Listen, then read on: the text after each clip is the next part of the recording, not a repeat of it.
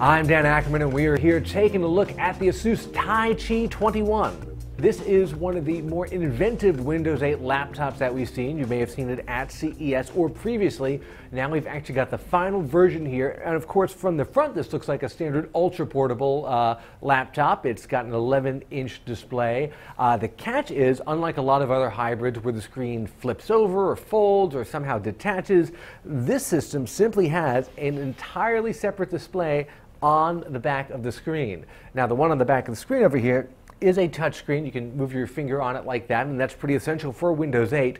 One of the real weak spots of this system is that the inside screen is actually not a touchscreen. You've got to use this big trackpad here or a separate mouse or the keyboard in order to control it. That becomes a little bit confusing because we should all be used to reaching up and touching our Windows 8 screens by now. It's pretty much every new Windows 8 system out there. At least they have it on the back. They don't have it on the front. As far as I'm concerned, that is a big downside to this system. That being said, later versions of this, hopefully later in this year, will have touchscreens on both sides, at least because Intel is going to require touchscreens for future systems that want to use that Ultrabook name, which this system does.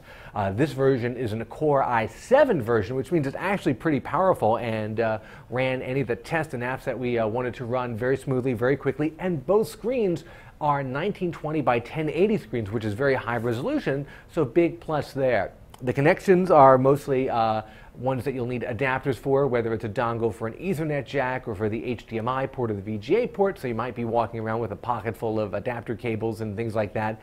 But you can also fold the lid down and just keep the back screen on, and then it becomes basically a Windows 8 tablet, although a slightly thick one. Another fun trick is you can actually put a separate screen on the interior screen and the exterior screen, treating the outside one like it's an external monitor.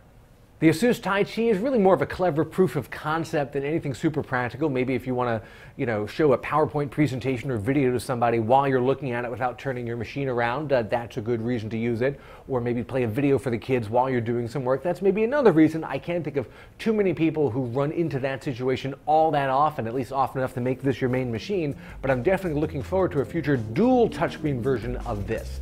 I'm Dan Ackerman, and that is the Asus Taichi 21.